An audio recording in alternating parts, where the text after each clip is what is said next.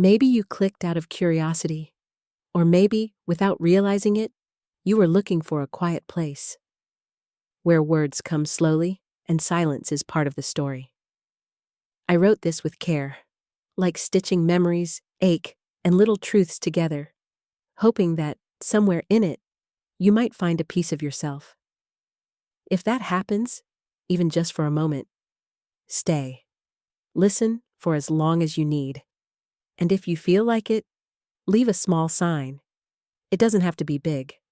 Sometimes, a simple, "I'm here," in the comments, or just sharing it with someone who needs a quiet story too, means more than you think.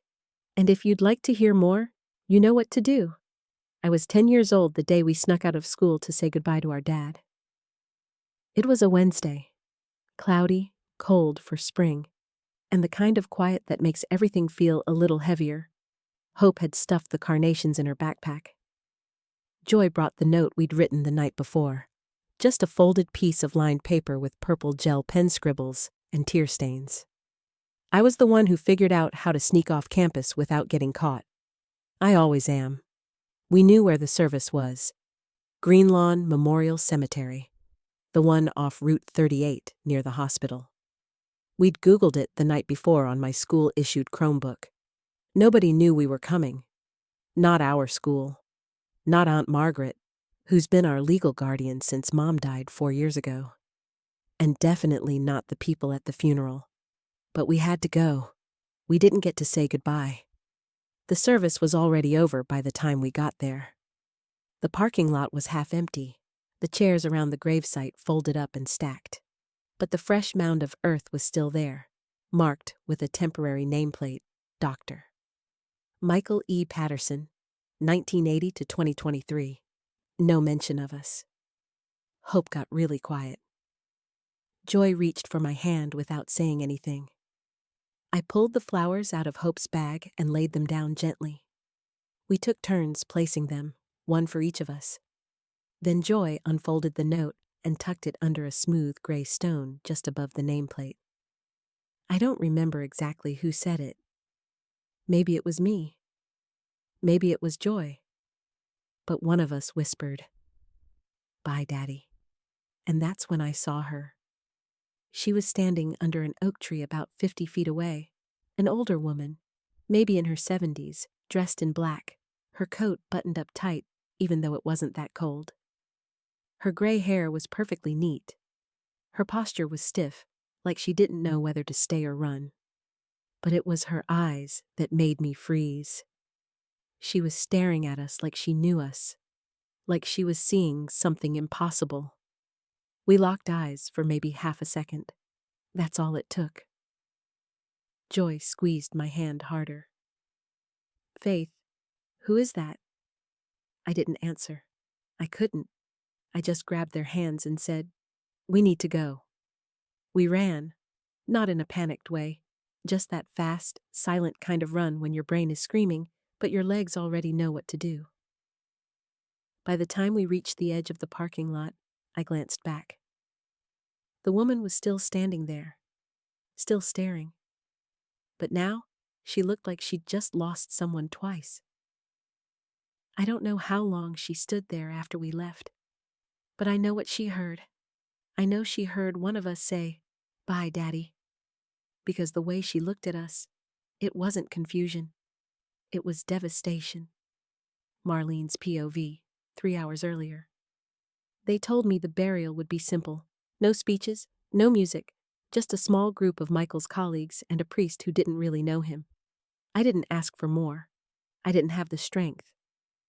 Michael was all I had left, my only child, my son who used to call every Sunday, who mailed me postcards from medical conferences like I didn't already know he was in Dallas or Boston.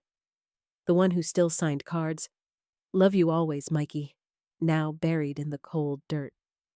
I stayed long after the others left. I didn't want anyone to see me fall apart. So I waited until the last car drove off.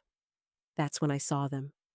3 girls, same age, same dark ponytails, wearing school uniforms with slightly scuffed sneakers and oversized backpacks. They didn't look like mourners. They looked like kids who had no business being in a cemetery on a school day. But then they walked straight to his grave. My breath caught as I watched the tallest one kneel down and arrange a small bunch of white carnations. The youngest fidgeted with a folded piece of paper. The third just stood there quietly, her arms wrapped around herself. They didn't giggle. They didn't whisper. They didn't act like they were playing some childish prank. They stood there like they belonged. Then one of them said it. Software barely audible, but clear enough to break me open. "Bye, Daddy." I don't remember moving. I must have taken a step forward, maybe more, but before I could call out, or even breathe, they looked up. The tall one saw me first. Her eyes were sharp, alert, protective. In a split second, she took the hands of the other two, and they were gone. Just like that. Running across the grass, weaving between headstones, disappearing toward the road. I couldn't move. My knees nearly buckled, because if what I saw was real, if those girls were who I suddenly feared they might be, then I didn't just lose my son. I lost a decade of knowing the rest of him. Back to Faith's POV, that night. We didn't talk on the way home, not in the cab. Not even when we snuck past the neighbor's yard and slipped into the back door like nothing happened. Aunt Margaret wasn't home yet. Her cleaning shift usually ended at 7 o'clock. That gave us time to pretend we'd spent the afternoon doing extra reading time in the school library. But my head wasn't in homework. I couldn't stop thinking about that woman, her posture, her stare, and how when our eyes met, it felt like she recognized me. Not like someone recognizing a kid they saw once, more like someone recognizing a memory they'd forgotten how to live with. Joy was the first to speak. "Faith, do you think that was her?" I didn't pretend not to understand. "You mean Grandma?" Hope looked up from her cereal. "But Dad never talked about her, like, ever." "I know." "Do you think she knew about us?"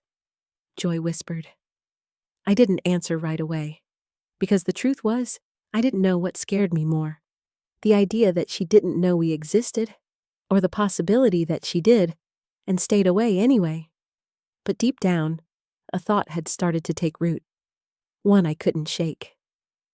Dad always said she lived far away, that she was private, that she was still grieving Grandpa Gerald's death. But now I was wondering, what if that wasn't the whole truth? I hadn't been back to Dad's apartment since the week after the funeral. Most of his things were already packed by then. Books in labeled boxes, kitchen stuff stacked neatly on the counter. His landlord, Mr. Torres, had been kind enough to let Aunt Margaret take her time clearing it out. But no one had touched the bedroom yet. I told Margaret I needed to grab Dad's stethoscope, the one he let us play with when we were little. That was half true. What I was really looking for was something else. Something that could explain why he kept us secret. Why we were the only ones at his grave who knew he was more than just Dr. Patterson. The apartment still smelled like cedar and peppermint, like him. I shut the door quietly and went straight to his dresser. Same order as always.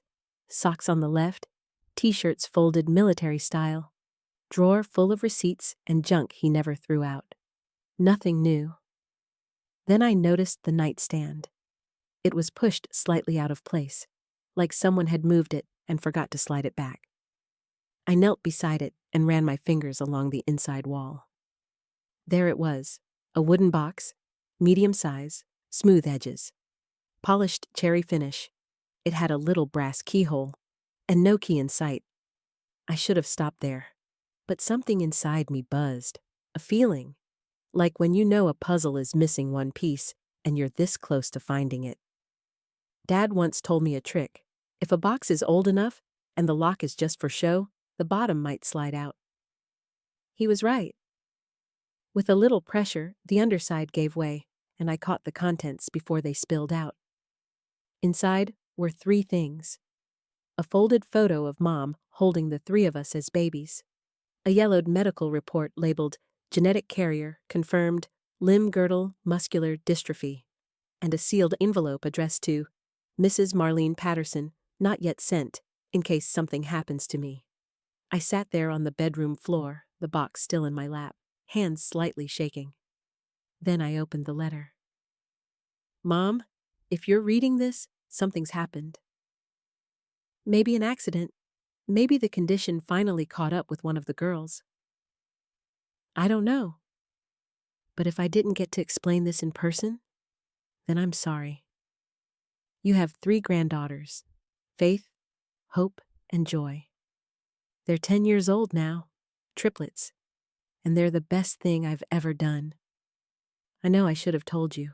I wanted to. But after Dad died, you shut down. You stopped coming out, stopped laughing. I was scared that telling you about Sarah and the girls would make it worse, especially once we found out about Sarah's condition. You always said I feel too much. Maybe I did. 2 of the girls, Hope and Joy, have shown early symptoms. It's the same disorder Sarah had, and it's going to get harder. Margaret's been helping, but she's stretched thin. I didn't want to add my daughter's pain to your grief. But I see now that maybe I was wrong to keep this from you. Maybe love isn't something you protect people from. Maybe it's what helps them survive it. If you ever meet the girls, tell them I wanted them to have the whole world. Tell them I wish I'd had the courage to introduce them to their grandmother. Love, Mikey. I didn't cry when I read it.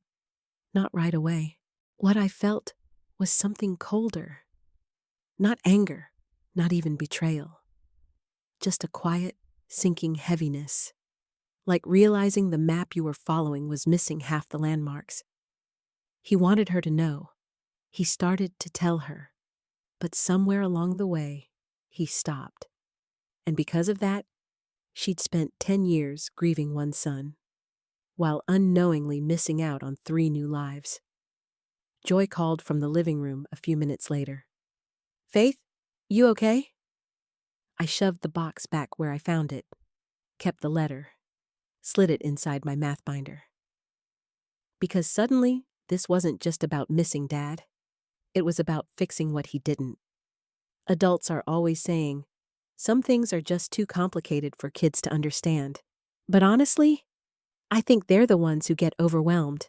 They're the ones who stall, who hide things, who keep secrets for our protection. I was done with secrets. If grown-ups weren't going to fix this, then maybe it had to be me. I didn't tell Aunt Margaret. Not because I didn't trust her, but because I knew what she'd say. It's not your place, Faith. It's not the right time. We have enough on our plate. Maybe all of that was true. But there's never really a right time to reconnect a family that never met, is there? The letter Dad never sent gave me a clue. He had drafted the truth. But that meant he probably kept records of us somewhere too. And I knew just the place to look. On Saturday morning, I told Margaret I wanted to find a photo of me and Dad together for my school project. That part was technically true. She agreed to let me stop by the old apartment one last time, while she and my sisters went grocery shopping. Mr. Torres, the building manager, let me in again. I headed straight to the bedroom closet where the plastic bin marked medical/office was still there. Inside, a stack of folders, patient records, tax stuff, a few manila envelopes. And near the bottom, a hospital ID badge, an insurance letter, and a printout from Green Lawn General Hospital's Family Medical Records portal. It listed us. Faith Patterson, Dobbs September 17th, 2012. Hope Patterson. Joy Patterson, emergency contact, Margaret DeWitt. Next of kin, Marlene Patterson. 34. Walnut Hill Road, Sycamore. I stared at the address for a long time. Dad had listed her, which meant she had been there, at least on paper. We weren't invisible after all.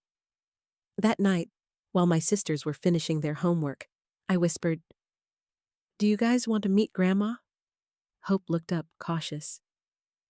You mean Dad's mom? Joy blinked. I thought she didn't know about us. She didn't, but now, she might. I think she's the woman we saw at the cemetery. Hope sat up straighter. You're sure? Not 100%. But I found her address. It's not far. And if we go back to Dad's grave, she might come again. Joy was quiet for a second, then said, But what if she doesn't want to meet us? I looked at both of them. Then we try again, and again, until she does. Because we're not secrets anymore. So we made a plan.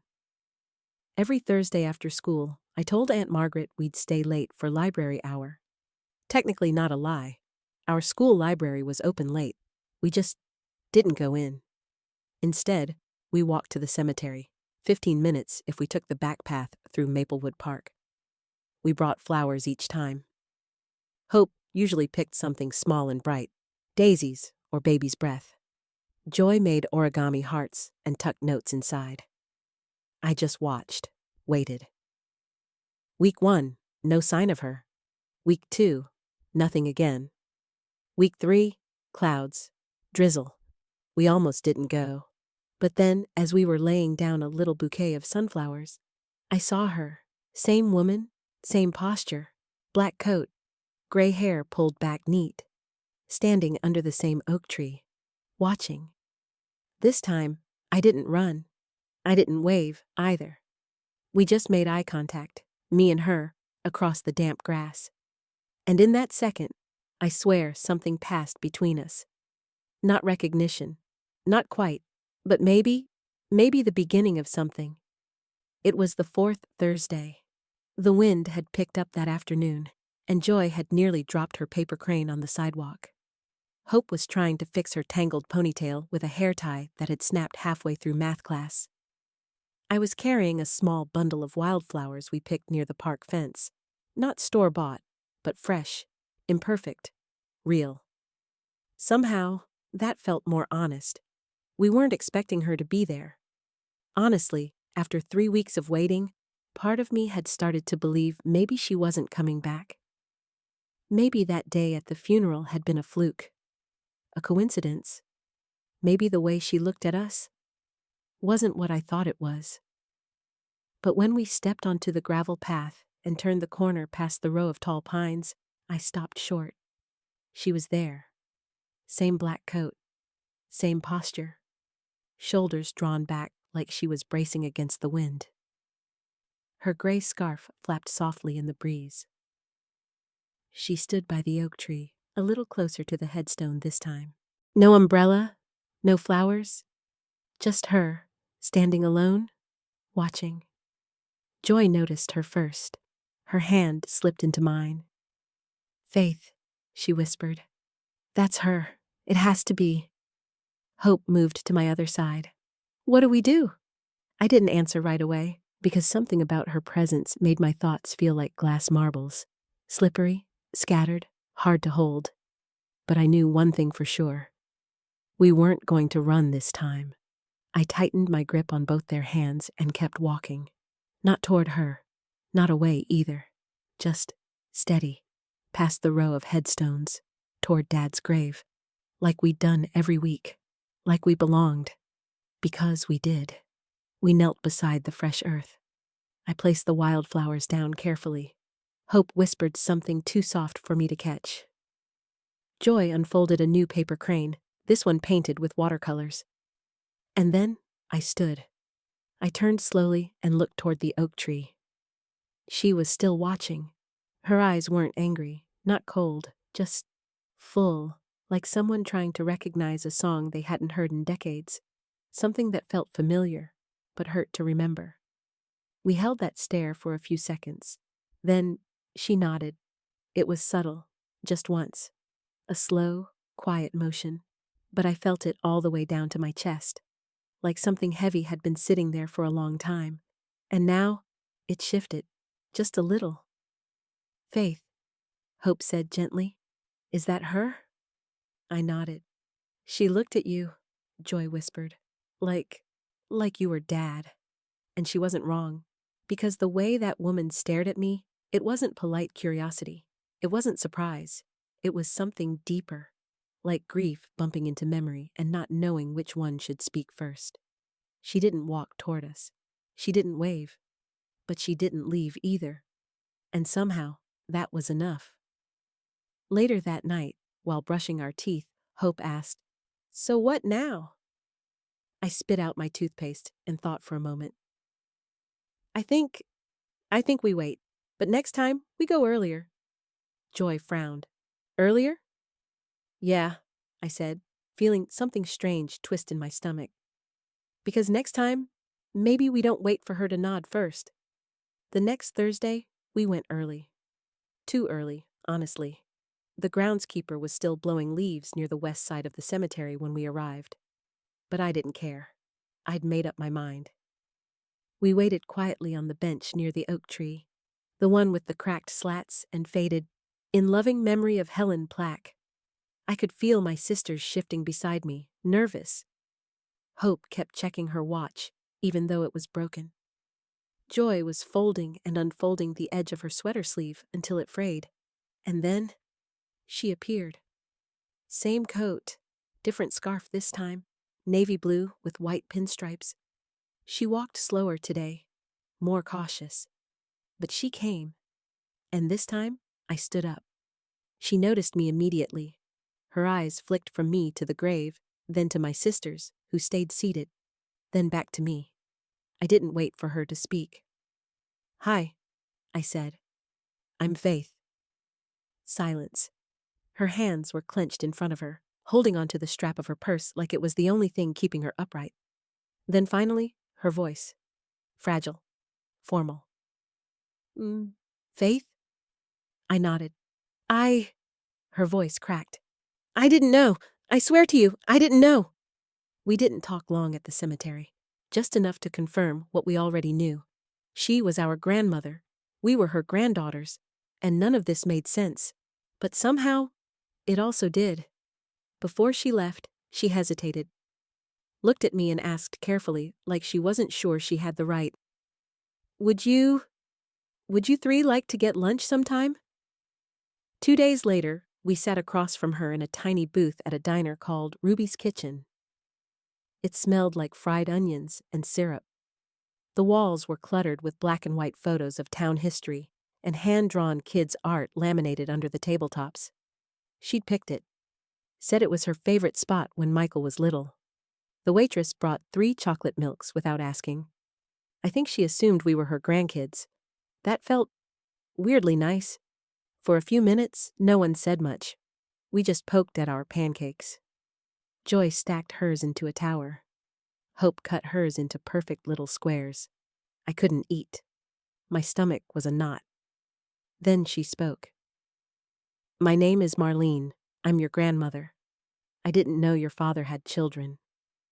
Hope looked up. "He told us. He didn't want to make you sad." Joy added quietly. "He said you'd been through too much already." Marlene's lips trembled. She reached for a napkin, dabbed her eyes quickly. "He wasn't wrong. I did grieve hard. I shut people out for a long time. I finally found my voice. He wrote you a letter. He never sent it. I found it in his room." Her face paled. "I think he wanted to tell you, but he got scared. Or maybe he thought protecting you meant keeping us away." Marlene didn't speak for a while, just nodded, slowly, like she was carrying the weight of every missed birthday, every first step. Marlene didn't speak for a while, just nodded, slowly, like she was carrying the weight of every missed birthday, every first step, every memory she was never invited into. Then, to everyone's surprise, including mine, I reached into my bag and pulled out the folded letter. I slid it across the table. She stared at it for a long time before touching it. Her fingers trembled. "I'll read it later," she whispered. We didn't solve anything that day. We didn't declare ourselves a family again, or cry in a big group hug like in some movie. But we ate. Together. 3 kids and a grandmother. And somewhere between the pancakes and the silence, something cracked open. When the check came, Joy slid her last paper crane across the table. "You can keep this," she said. Marlene smiled, eyes glassy. "Thank you, sweetheart," she said. Then she looked at all of us. "Thank you for giving me a chance." It started as a normal Tuesday night. We'd just finished dinner, mac and cheese, plus green beans that no one touched except Joy. Aunt Margaret was rinsing plates at the sink. Hope was drawing something quietly at the table. Joy was humming the tune from the cereal commercial we'd seen earlier. And I was still thinking about pancakes, not the food. That day, the day we had our first real meal with Grandma Marlene. I kept replaying it in my head. Her face when she read our names off the receipt. Her hand brushing her cheek when Joy gave her that paper crane. The way she looked like she wanted to cry, but wasn't sure if she was allowed to. It was starting to feel real. Like maybe, somehow, our family was slowly stitching itself back together. But then I said it. I don't even know why. "Aunt Margaret, why didn't Dad ever tell Grandma about us sooner?" She froze, just for a second. Plate still in her hand, water running, back to us. Hope looked up. Joy stopped humming.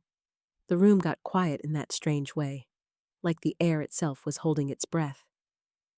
Margaret shut the water off, dried her hands, turned around, and said softly, "Because of your mother." My stomach dropped. "What do you mean?" I asked. Margaret didn't sit. She just leaned against the counter and looked down, like she was trying to decide whether to open a locked door she'd kept shut for too long. Finally, she said it. "Your mom didn't die from complications, Faith. Not directly." I didn't understand at first. "You mean, not from the genetic disorder?" She shook her head. "She had it, yes, but that's not what killed her." Silence.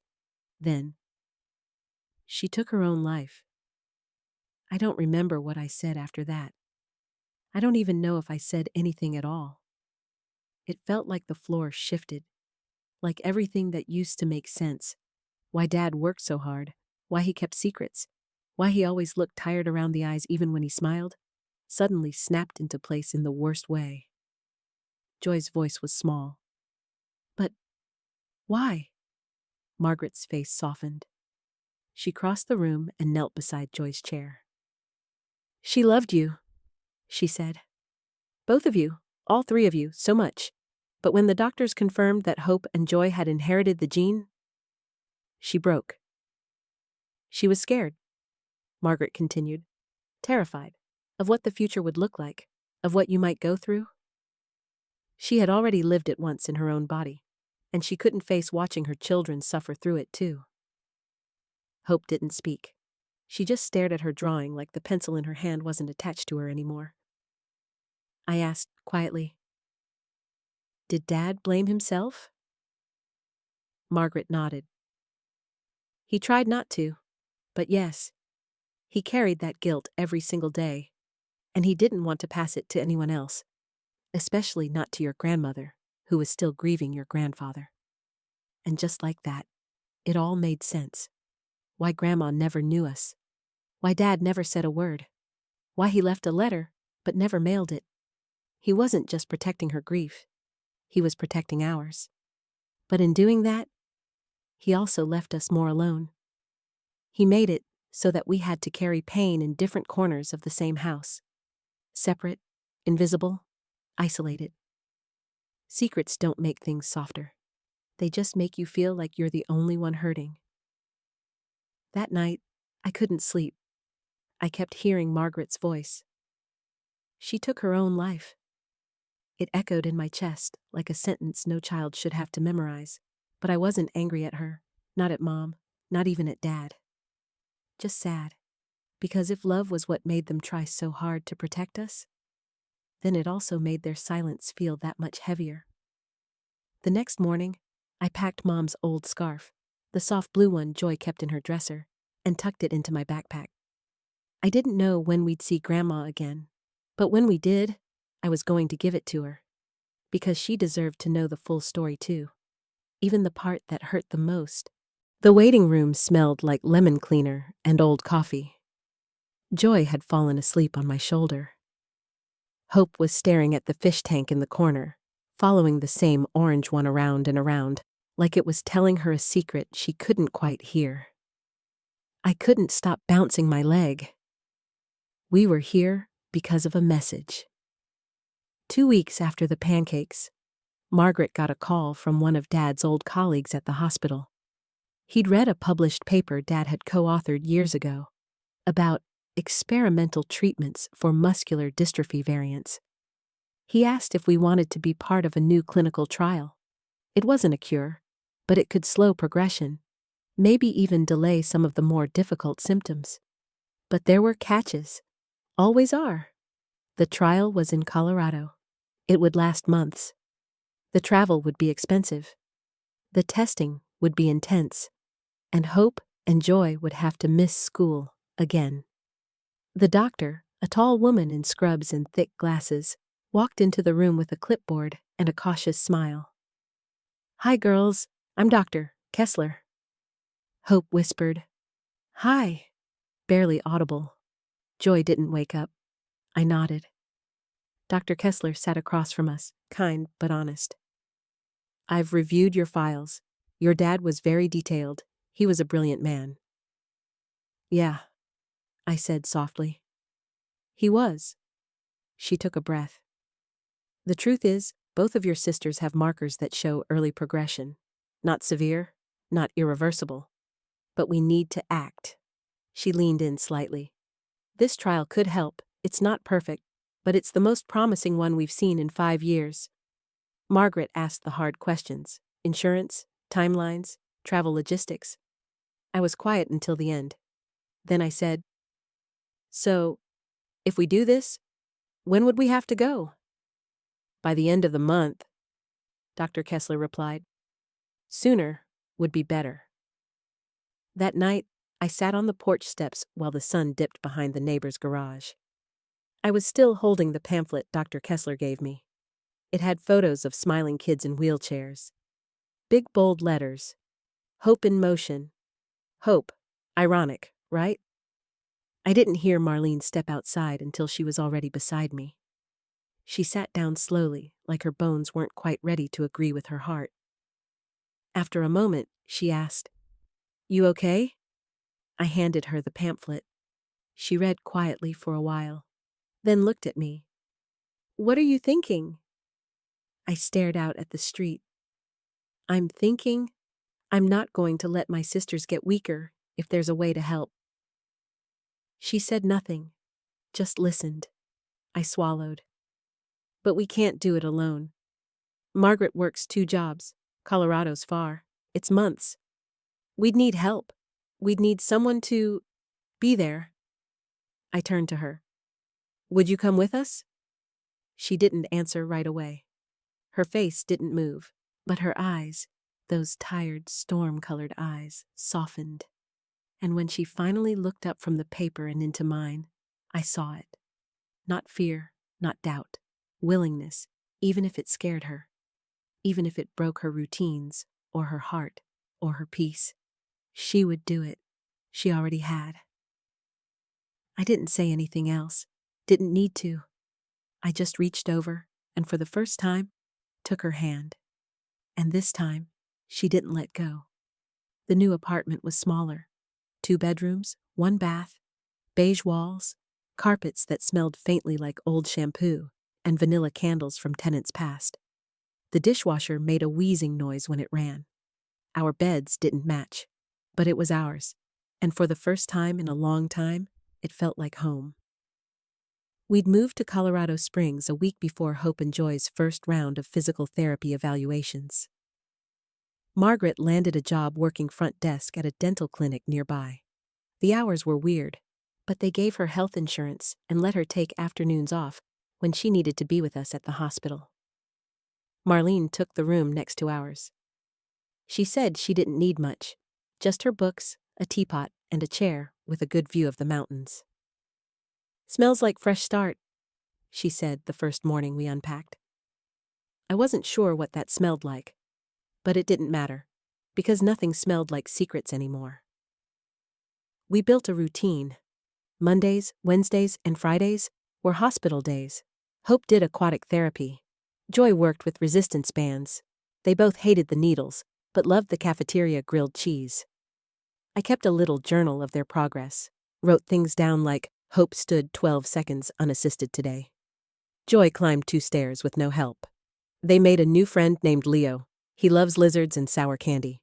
Tuesdays were rest and story days. I read aloud from fantasy books in the living room while Marlene made cinnamon toast. Thursdays, we baked. Okay, mostly we burned things, but it was fun. No one asked us to keep quiet anymore. No one said, let's not tell Grandma, or don't bring it up around the neighbors. We weren't hidden. We weren't shame. We weren't someone else's burden. We were family. One night, after Hope finally finished her stretching without complaining, she flopped on the couch beside me and sighed. I'm kinda glad we moved. Yeah? I smiled. Yeah, she said. Back home always felt like we were just waiting for something bad. But here, even when stuff's hard, it feels like we're actually doing something. Joy added, it feels like we live here, like we're not visiting anymore. Marlene looked up from her knitting and said quietly, that's because you're not.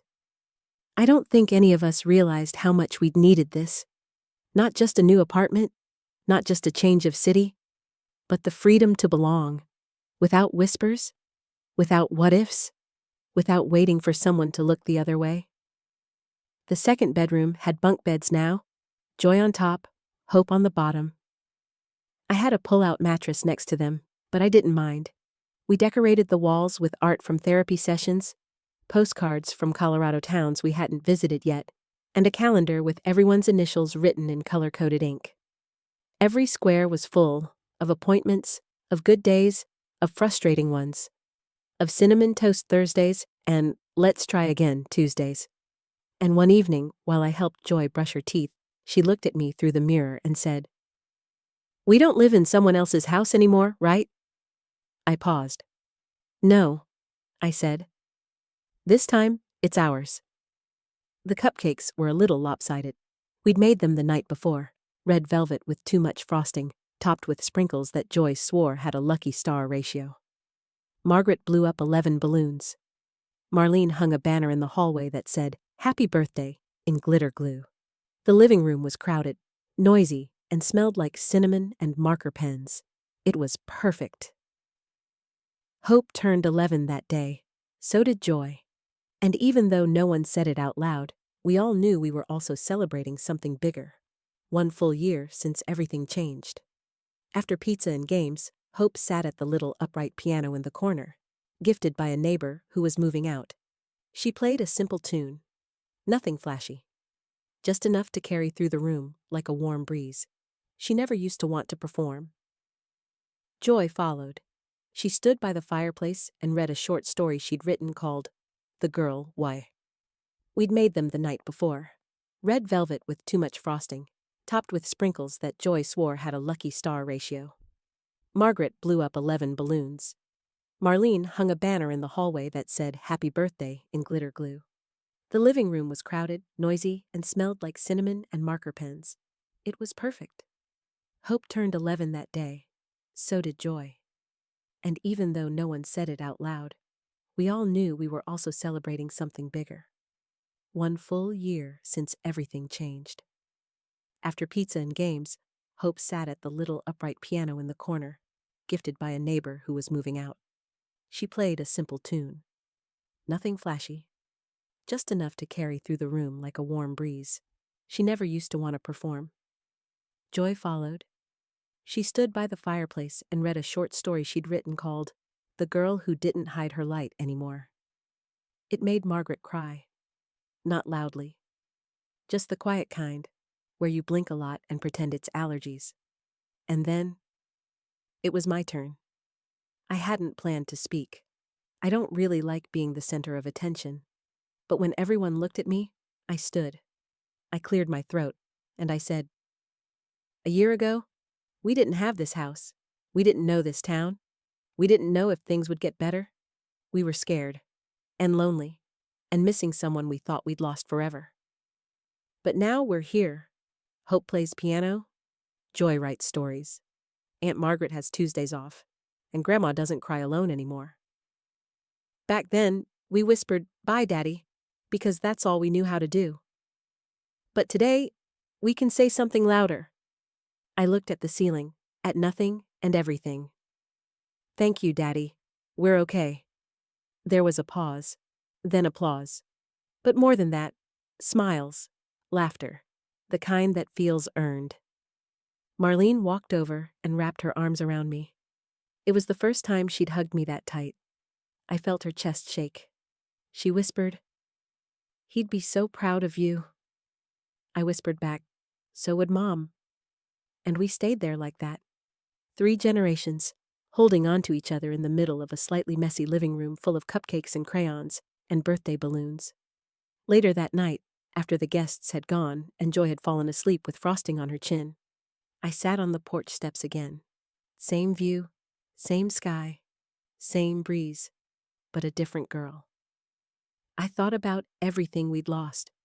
But more than that, I thought about everything we'd found. Not just a house, not just a place to heal, but the truth that love doesn't disappear just because people do. Sometimes, love just waits, quietly, patiently, until one brave kid finds the words to call it home again.